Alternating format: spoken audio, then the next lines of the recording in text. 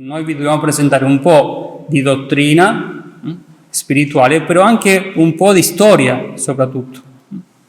Quindi, innanzitutto, l'espressione terzo ordine è nata da San Francesco d'Assisi, perché lui inizia con questo terzo ordine, se voi vedete, dice si chiama terzo ordine perché è il terzo ordine fondato da San Francesco. Il primo ordine era quello dei frati minori, e quindi dei religiosi, sacerdoti o francescani, 1209. Il secondo ordine, era quello delle povere dame o clarisse, no? Le suore, e quindi appartenevano a un secondo ordine, un secondo grado di appartenenza. E il terzo ordine, fondato nel 1221, lo apre San Francesco d'Assisi soprattutto per tutti i laici che volevano anche condividere con lui la spiritualità francescana. Per esempio, del terzo ordine francescano, forse voi avete sentito parlare molto di più, soprattutto quelli che sono di Fossanova, perché a Fossanova ci sono stati per più di 80 anni i frati minori, e loro avevano il terzo ordine, cioè le persone, i laici che vogliono condividere da vicino la spiritualità francescana. In realtà ogni istituto religioso ha il suo terzo ordine, anche i domenicani e via dicendo. Perciò dice è un ordine e non semplicemente una confraternita o un'associazione devozionale, non è un gruppo, qualsiasi gruppo. Dice è un ordine secolare, cioè composto non da religiosi vincolati da voti monastici. Voi non fate voto di povertà, voto di castità e voto di obbedienza come dobbiamo fare noi, ma da persone del mondo che si impegnano come religiose a servire Dio e la Chiesa in modo più perfetto e adeguato alla loro condizione. Quindi, nonostante, ripeto, voi non dovete indossare l'abito talare o l'abito anche delle suore, non lo sappiamo, forse qualcuno concetto che sta quasi le suore la vogliono. Dico, non è che dovete indossare l'abito propriamente, però appartenendo al terzo ordine, per esempio, dopo io ve lo faremo anche capire più avanti, ve lo faremo vedere, portano una medaglia di appartenenza al terzo ordine dell'Istituto del Verbo Incarnato. Noi portiamo l'abito talare, le nostre suore portano anche il loro abito, perché è un distintivo reale, concreto, e ci serve anche oggi. Oggi purtroppo si è lasciato in disparte il fatto del segno dell'abito e non si rendono conto che questo aiuta tantissimo. Ti aprono le porte dappertutto, no? E ti risparmia un sacco di parole, perché la gente vede il segno e già tu non è che ti devi presentare, sono un sacerdote, già sta lì, quello è il segno. Perciò voi che nonostante, ripeto, non dovete fare dei voti o non dovrete diventare sacerdoti o suore o religiosi, per il fatto che volete anche condividere la nostra spiritualità, che appunto siamo qui per conoscerla, in certo modo appartenete, in un modo anche sacro, all'istituto del Verbo Incarnato, già sia il ramo maschile che il ramo femminile. Ed è perciò ed è questo il motivo dei nostri incontri, cioè io voglio appartenere o condividere la spiritualità di questo istituto, bene, però lo devo conoscere qual è questa spiritualità, che cosa mi offre questo istituto, in che modo in concreto io posso appartenere. Perché questo terzo ordine dice anche c'è un statuto dedicato soltanto a voi, con delle norme, che nel libro che voi avete abbiamo semplicemente un riassunto, un piccolo manuale.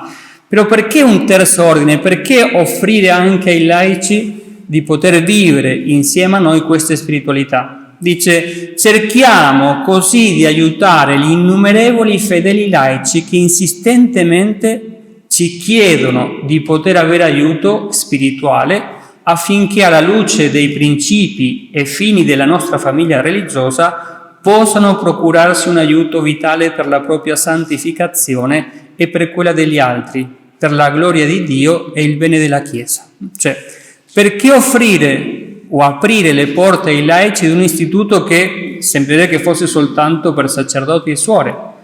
Non è soltanto per sacerdoti e suore, questo lo ha visto già nel 1200 San Francesco.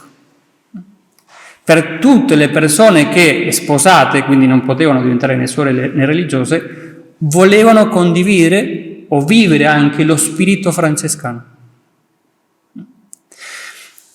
E questo è vero, no? Ci sono tante persone che chiedono una guida o un aiuto spirituale, soprattutto oggi, dove purtroppo noi sacerdoti non diamo o non parliamo chiaramente, o non seguiamo chiaramente il catechismo, o non seguiamo chiaramente il magistero della Chiesa, e perciò che oggi esiste una confusione tale nelle persone.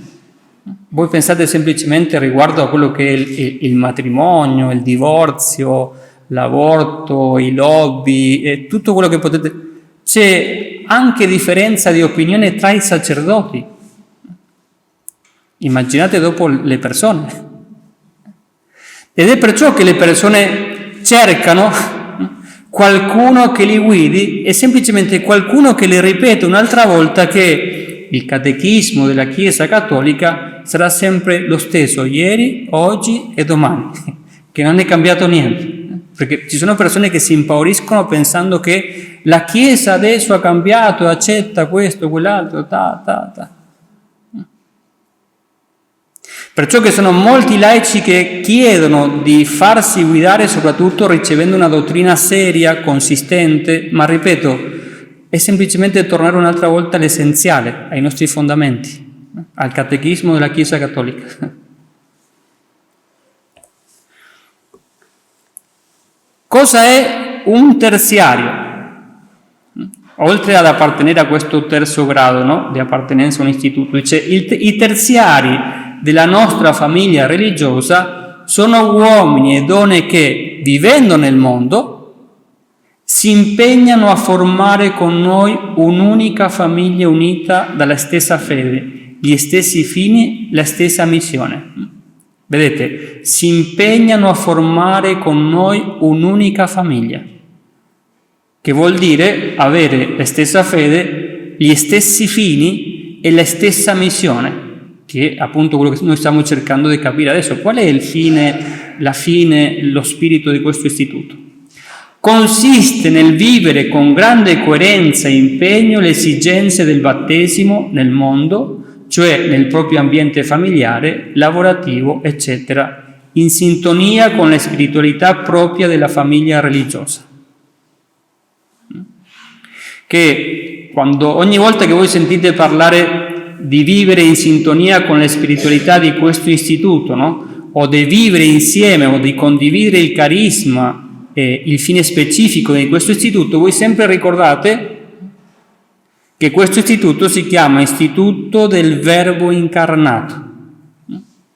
Quindi ogni volta che si parla di spiritualità di questo istituto, voi sempre pensate: questo istituto cerca di incarnare un'altra volta Gesù nelle cose buone, nella famiglia, nella scuola, nella politica, portando avanti una vita spirituale seria.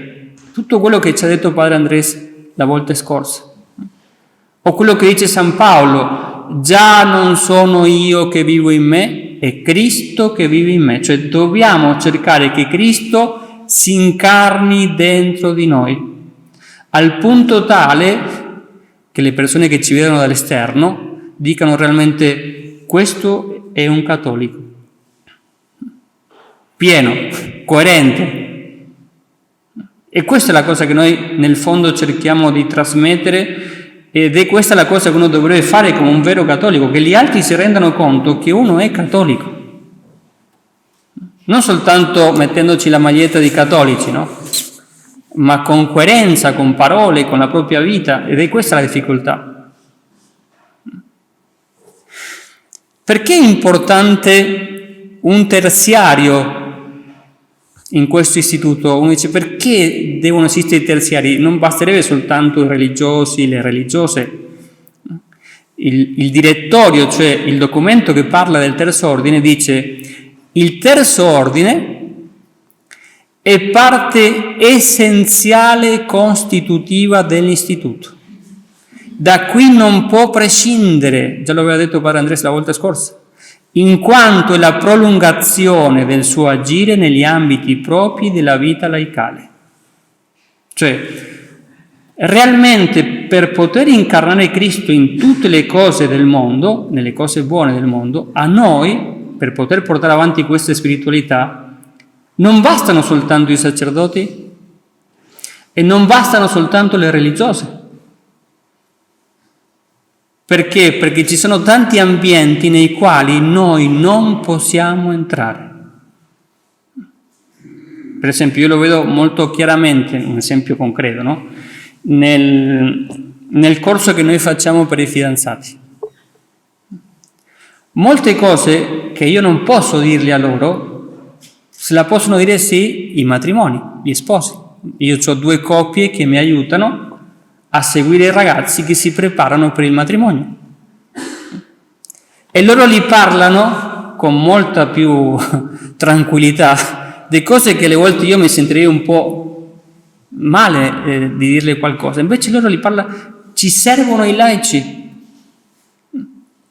Perciò dice: dove i sacerdoti e religiosi non possono arrivare o entrare, sia perché le loro forze non sono sufficienti per compiere tanti obblighi, sia perché non sono dei luoghi adatti ad una persona consacrata, cercando di portare in questo modo la redenzione fino agli ambiti più bassi e occulti della realtà. Cioè, lì dove noi arriviamo noi, ci aiutano i terziari. Voi pensate per esempio a quelli che sono di Fossanova. Per noi era impossibile arrivare alle persone o alle famiglie se non fossimo stati accompagnati o presentati da tutti i laici che ci hanno accolto. Perché sono stati loro a presentarci alla comunità, a portarci agli ammalati, o sono stati loro a portarci le persone che sono lontane dalla Chiesa. Perché un laico può entrare molto più facilmente in un bar, può entrare molto più facilmente nell'ambiente degli amici che magari vivono lontani dalla Chiesa.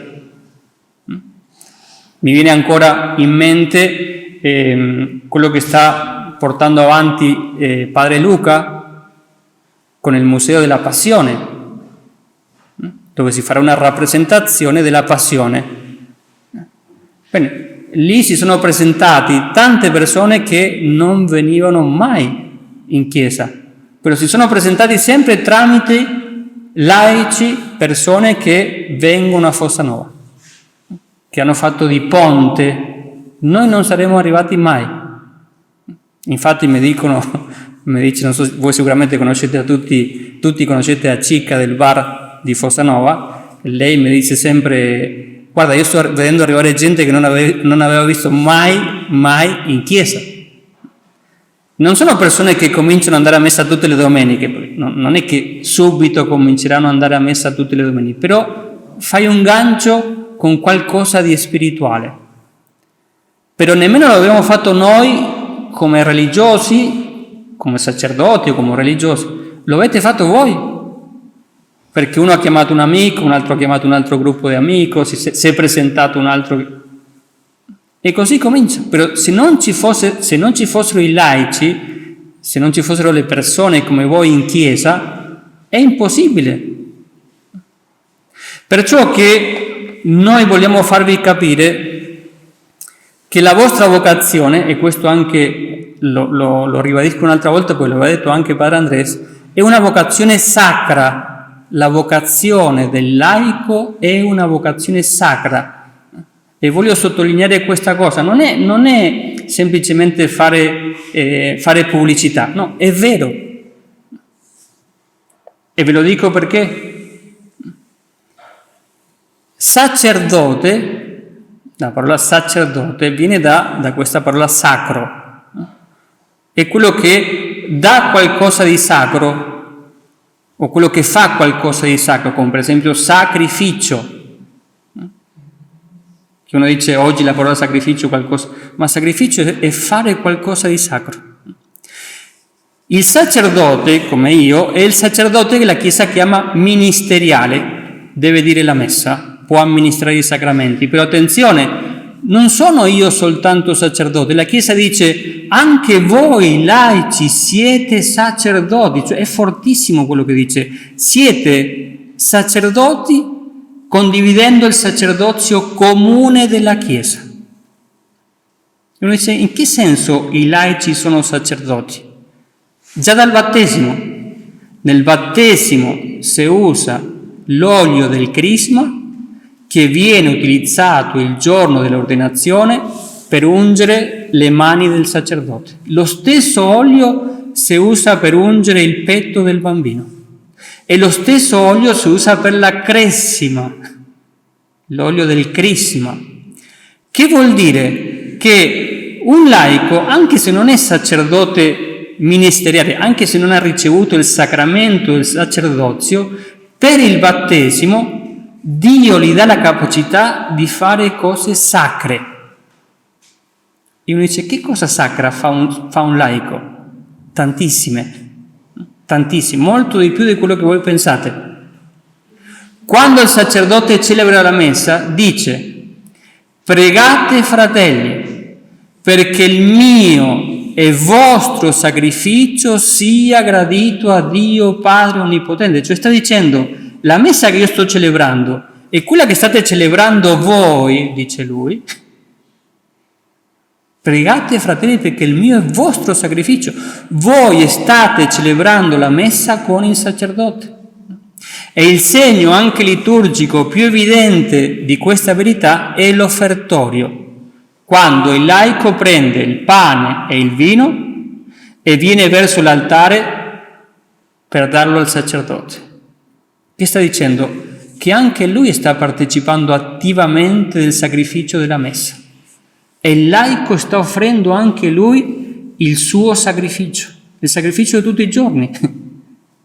Voi celebrate la messa tutti i giorni, nelle vostre case, nelle vostre famiglie. Pensate anche tutte le sofferenze che voi dovrete offrire durante il giorno. La vostra casa è un altare. Ed è un sacrificio e state celebrando la messa. Una malattia è una messa da celebrare tutti i giorni.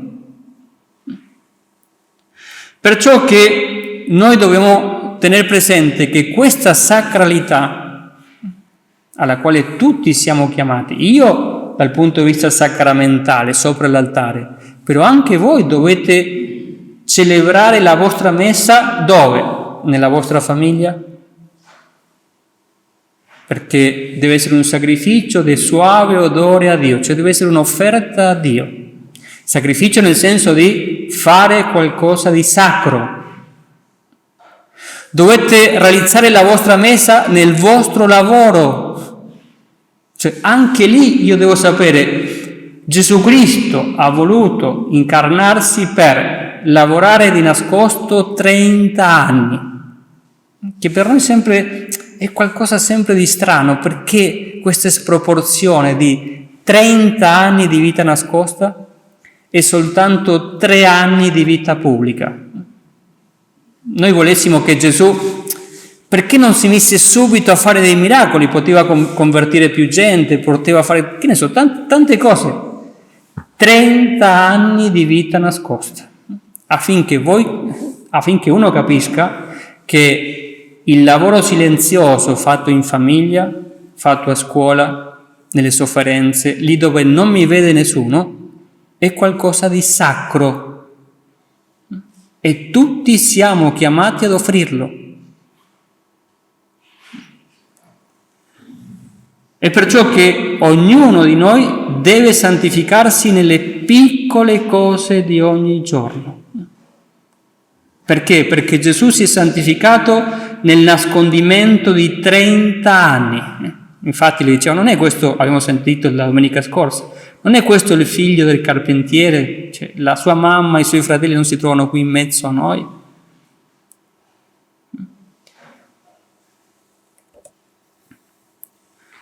E perciò che anche noi, per il fatto di seguire il Verbo incarnato, cioè incarnare Cristo nella nostra vita affinché le persone vedano in noi un'immagine di Gesù, così come dicevano del santo curato d'Ars. Quando andavano a vedere il santo curato d'Ars, dicevano andiamo a vedere una specie di trasparenza di Dio. Cioè quell'uomo irradiava Dio. Così dovrebbe essere il cristiano. Ed è questa la spiritualità che noi offriamo. È perciò che per trasparire Gesù, cioè per far vedere Gesù negli altri, io prima mi devo riempire di Lui, altrimenti nessuno dà quello che non possiede. E che cosa mi offre questo istituto per riempirmi di Gesù? Qual è la spiritualità? Già cominciamo ad entrare in concreto. Qual è la nostra spiritualità e qual è la spiritualità che noi vogliamo condividere? Prima cosa, che deve essere un fondamento, le tre cose bianche, cioè il Papa, la Madonna e l'Eucaristia. Su questo non si gioca, no, non possiamo entrare in compromessi con nessuno. Quando i missionari della Cina furono cacciati, francescani e gesuiti, loro, sapendo che non avrebbero tornati per tanti anni, insegnarono a tutti i suoi fedeli queste tre cose. Dicevano, non crediate nessuno che vi parli male o del Papa o dell'Eucaristia o della Madonna. E così, passando gli anni, quando tornarono un'altra volta i missionari cattolici, ma anche tornarono i protestanti, questi cristiani domandavano subito a quelli che venivano a predicare, voi difendete la Madonna? No, allora non potete entrare, non siete dei nostri. Tre cose. Credete nel Papa? No, allora non vi accettiamo. Però hanno lasciato un bacino a queste persone che li hanno mantenuti nella fede per anni. Perciò che un altro punto inamovibile deve essere la fedeltà al magistero della Chiesa, cioè quello che dice il catechismo è infallibile, non lo posso mettere in discussione, non posso dire che la Chiesa adesso deve andare a pari passo con il mondo attuale, deve cambiare così come cambia il mondo, la Chiesa non può cambiare. Cioè è l'unica istituzione al mondo che ti dice oggi chiaramente che cosa è il bene e che cosa è il male. Basta semplicemente dire i 10 comandamenti. Non ha rinnegato i 10 comandamenti. È perciò che ce l'hanno così contro la Chiesa. Perché è l'unica che si mantiene fedele a questi principi. Che d'altronde non sono soltanto i principi soprannaturali, sono principi naturali. Non uccidere è un principio naturale. Uno dice, va bene padre, ma non uccidere lo capiamo tutti. No, perché molti non capiscono che l'aborto è un'uccisione. Madre Teresa, collego adesso con la guerra che stiamo vivendo, diceva, se tra noi uomini, diceva così, se una madre, è capace di abortire il suo figlio, che cosa impedisce che noi ci uccidiamo uno all'altro? Cioè, di che cosa noi ci sorprendiamo di tutte queste guerre? È vero che mi devo sorprendere, ma non mi dovrebbe sorprendere molto di più che ci sono molti più morti per l'aborto che per la prima e seconda guerra insieme, la guerra ucraina e tutto quello che volete? E questo noi lo sappiamo per la fedeltà al magistero della Chiesa. Un'altra cosa che noi vogliamo offrire, la direzione spirituale, cioè noi offriamo per i laici sacerdoti che le possono seguire in un modo stabile nella vita spirituale, non soltanto nella confessione, ma portare avanti un cammino spirituale serio. Offriamo gli esercizi spirituali che molti di voi già lo avete fatto a Montefiascone, anche a Bagnoregio, quei giorni di silenzio seguendo sempre gli esercizi spirituali di Sant'Ignazio. Noi vogliamo offrire una liturgia seria, non una messa show. Vogliamo che quando si prega si preghi bene e quando si festeggia bene, ma non vogliamo mischiare le cose. Oggi alle volte vai a cerimonie liturgiche che non sai se è una festa o una cerimonia liturgica, o se è un show o se è una cerimonia liturgica. Vogliamo che i nostri paramenti siano puliti, noi qui ringraziamo le suore che ce li puliscono sempre. La gente tutte queste cose li vede e si rende conto, questi ci tengono alla liturgia, cioè, vuol dire che c'è qualcosa di serio. La gente si rende conto di come il sacerdote tratta Gesù sull'altare. Si rende conto anche nel modo nel quale tu purifichi i vasi sacri. Per esempio, molti rimangono sorpresi a Fossanova o in altre parti, quando per esempio chi sta dando la comunione, gli cade la comunione per terra, no? Subito il sacerdote ferma tutto, viene uno, purifica, alza un'altra volta l'ostia. Molta gente dopo la messa, ve lo dico io perché vengono da noi, vengono a ringraziarti, come dicendo: Padre, questo alimenta la mia fede e il mio credo nella presenza reale di Gesù nell'Eucaristia. Te lo dicono, nel modo nel quale tu celebri la messa, nel modo nel quale tu tocchi il corpo di Cristo. E anche vogliamo offrire quello che è la sapienza della croce, cioè di capire che la croce non è una maledizione, che il Signore è venuto a realizzare in pienezza questa parola, sacrificio. Fare le cose in un modo sacro e anche le cose più piccole, sempre in un modo sacro. Quindi semplicemente, se facciamo un riassunto, ed è semplicemente un primo assaggio di quello che sono le cose spirituali, perché dopo li vedremo con più calma, con più profondità. La spiritualità che noi vogliamo offrire è semplicemente un esatto adempimento dei loro doveri di Stato, cioè fare bene il bene. Anche se devo cucinare, anche se devo pulire un bagno, anche se quello che faccio non lo vede nessuno, lo devo fare bene.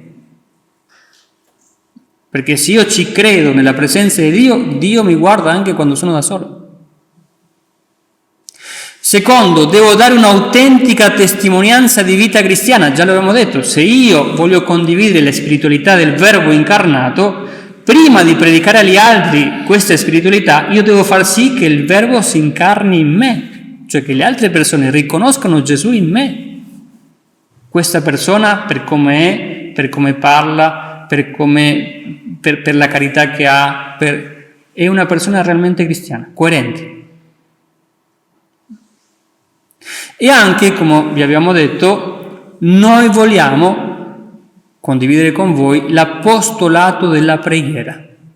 Perché è vero che voi potete entrare in molti posti dove noi sacerdoti non possiamo entrare, però è pur vero che l'arma più potente che noi abbiamo per convertire le persone è la preghiera, e lo sarà sempre. Io alle volte mi arrabbio quando dicono: va bene, almeno preghiamo per questa persona. No, non è almeno, cioè è la prima cosa che deve fare. L'ha detto Gesù: pregate il padrone della messe, cioè la prima cosa, mettiamoci in ginocchio, ci dobbiamo spellare i ginocchi pregando. Perché se non crediamo nella preghiera è inutile tutto quello che facciamo. Quindi questa è una piccola introduzione e un rinfrescare quello che abbiamo visto la volta scorsa. Adesso io vi passo un video per conoscere anche in profondità la nostra famiglia, cioè l'istoria della famiglia dell'Istituto del Verbo Incarnato. Ci sono dei sottotitoli, però la maggior parte è in italiano. Allora, aspettate che io devo fare qualcosa qui. Allora. non abbiate paura, aprite, anzi spalancate le porte a Cristo. Il giorno della solennità dell'Annunciazione del Signore del 1984, i vescovi del mondo, in unione con il Papa Giovanni Paolo II, consacravano il mondo intero all'Immacolato Cuore di Maria. Lo stesso giorno iniziava nella città di San Rafael, in Argentina, l'esperienza religiosa di un gruppo di sacerdoti e seminaristi, che tempo dopo potrà dire con San Pietro Giuliano Eymar: «La nostra congregazione si fondò il giorno in cui il Figlio di Dio si incarnò e la Santissima Vergine divenne Madre di Dio».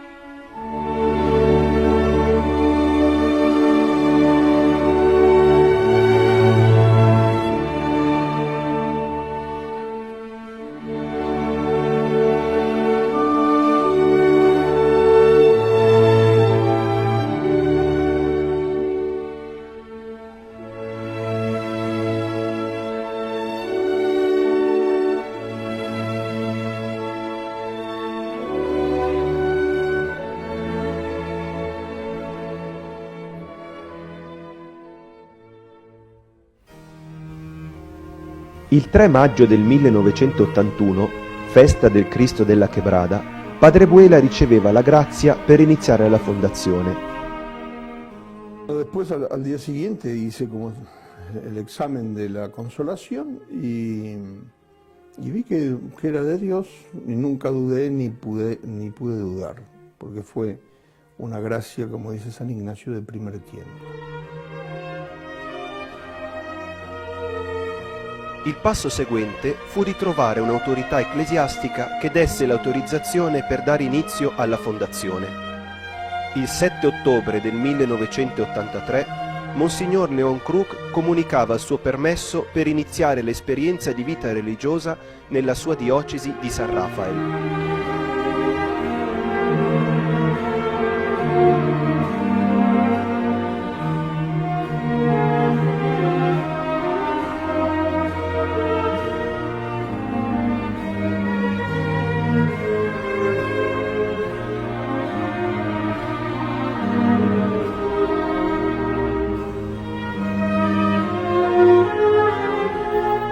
Tuve la certeza de que tenía que hacer una congregación religiosa para la expansión del Evangelio y para bien de tantos hombres y mujeres que necesitan una palabra de ayuda, de consuelo, de conforto, de esperanza y, ¿por qué no?, de alegría. Tra il primo gruppo di seminaristi se ne trovava uno, Marcelo Javier Morsela, che si distingueva non solo per la grandezza delle sue virtù, ma anche per l'entusiasmo per la nuova congregazione religiosa che iniziava. Egli descriveva in una sua lettera questo primo periodo con queste parole: «La vita qui è un anticipo del cielo. Non sono mai stato così felice». Tenía 2 años de seminarista, pero él de alguna manera encarnó todo lo que el Padre Buela quería de sus seminaristas. Lo stesso Marcelo Morsella scriveva: «Signore, voglio essere un'ostia bianca, senza macchia, per la tua grazia e per te, un'ostia fragile ma forte in te». L'8 febbraio del 1986 Marcelo raggiungeva questa grazia, accolto nella patria celeste.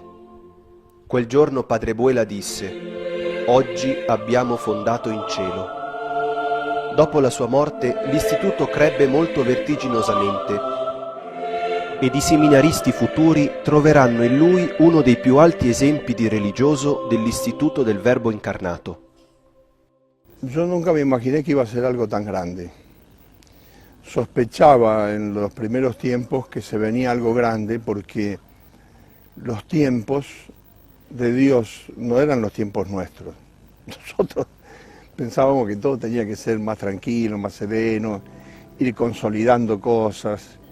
Y sin embargo salía el colegio secundario del menor, el noviciado, los hogares para los niños discapacitados, etcétera. Y era una cosa que era como una avalancha de cosas.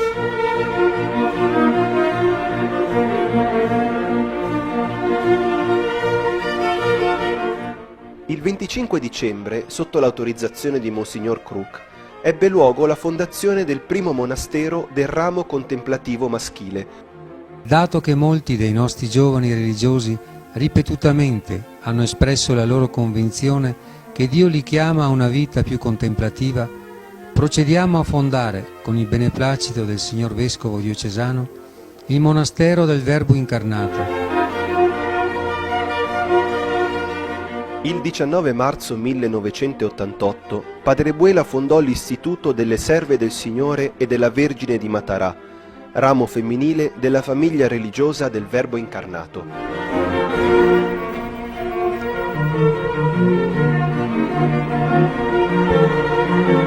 Le suore, vivendo lo stesso carisma, si dedicano all'apostolato nelle parrocchie, all'educazione cattolica nelle scuole e alla cura dei bisognosi in diverse opere di carità.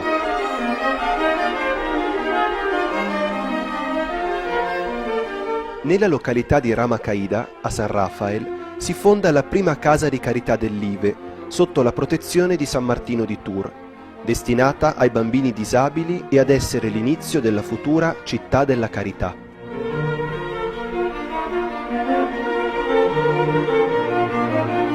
El proyecto de la Ciudad de la Caridad, que fue ideado por el Padre Buela, el fundador de nuestro instituto religioso. Hay 2 hogares de discapacitados, uno de varones y otro de mujeres, atendidos por las religiosas. Después hay 3 hogares de niños con normales, que atienden 2 de ellos las religiosas, uno de niños de 0 años a 10 los varones y hasta los 12 las mujeres.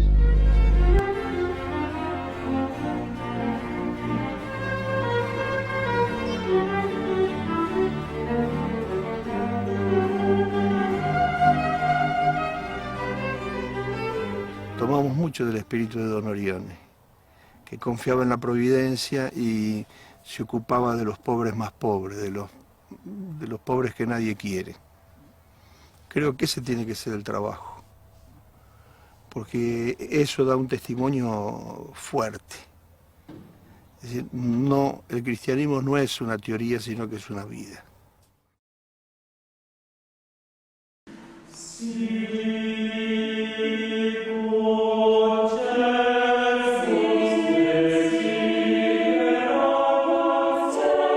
L'Istituto del Verbo incarnato ha come carisma proprio il prolungare l'incarnazione del Verbo a tutto l'uomo ed a tutte le manifestazioni dell'uomo, allo scopo di elevare per Gesù Cristo tutto ciò che sia autenticamente umano. I suoi membri cercano di fare effettiva l'inculturazione del Vangelo, assumendo tutto ciò che è buono affinché così possa essere redento.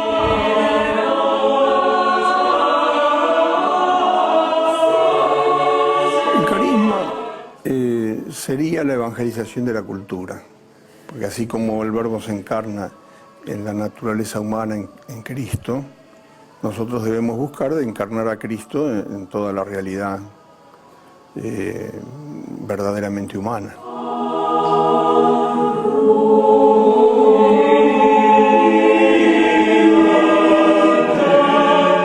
Tendiamo al fine proprio di ogni istituto di vita religiosa, che è la consacrazione totale della nostra persona, manifestando così l'unione sponsale ammirabile stabilita da Dio nella Chiesa, segno della vita del cielo.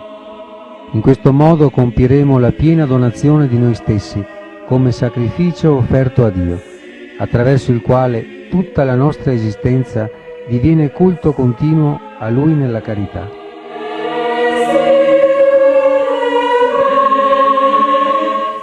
Uno de los puntos principales es la educación, otro es la familia, otros son las parroquias, otros son los intelectuales. Buscamos de incidir en esos puntos para ir logrando la evangelización de la cultura.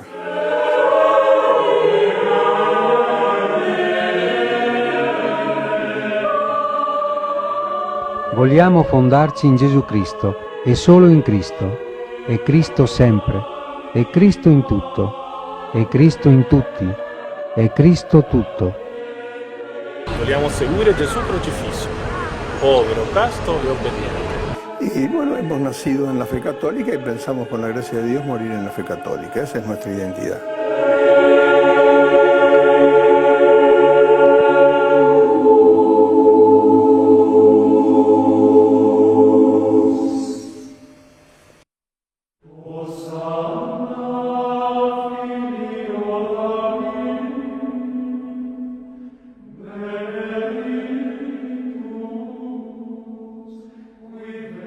El joven, la joven, se engancha con la cruz de Cristo.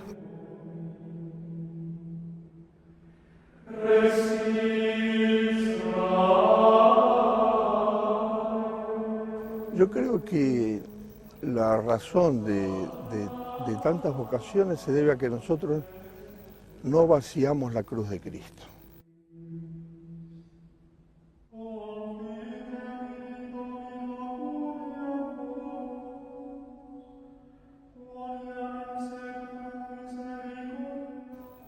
A los jóvenes les decimos, mijito, esta es una vida de sacrificio, de sufrimiento, te van a perseguir, somos enviados al mundo como ovejas en medio de lobos.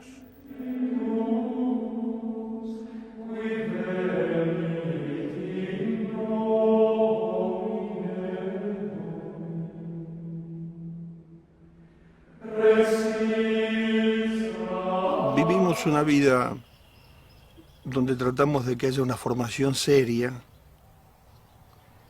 pero con gran alegría.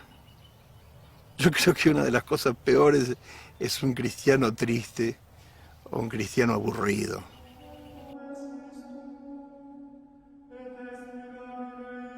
Que es la alegría que da la cruz, ¿no? O sea, esa alegría que el mundo no puede dar.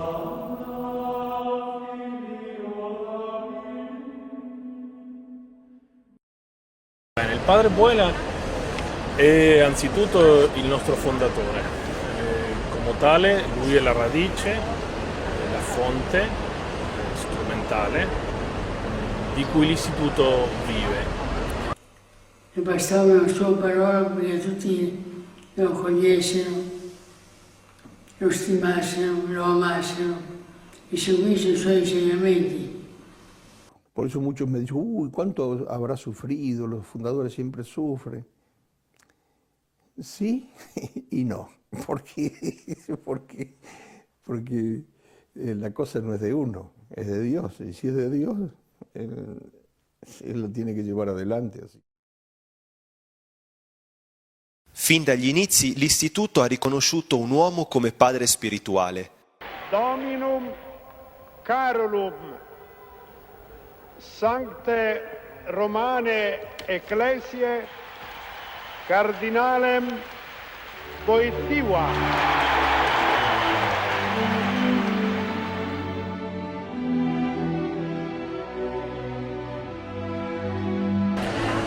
Noi sappiamo inoltre da molte eminenti autorità della Chiesa che il Santo Padre ci conosceva bene, ci seguiva e ci voleva bene, ci stimava molto.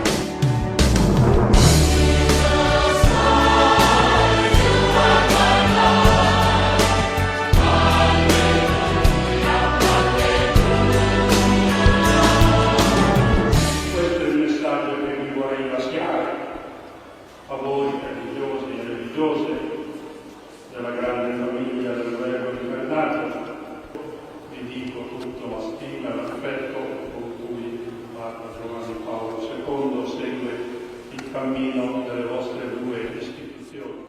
Lui è stato per noi padre della nostra famiglia religiosa. Insieme a te vivremo in te per sempre.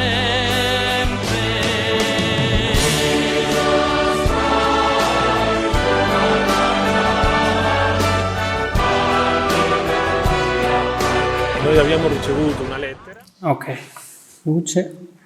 Che ricordi,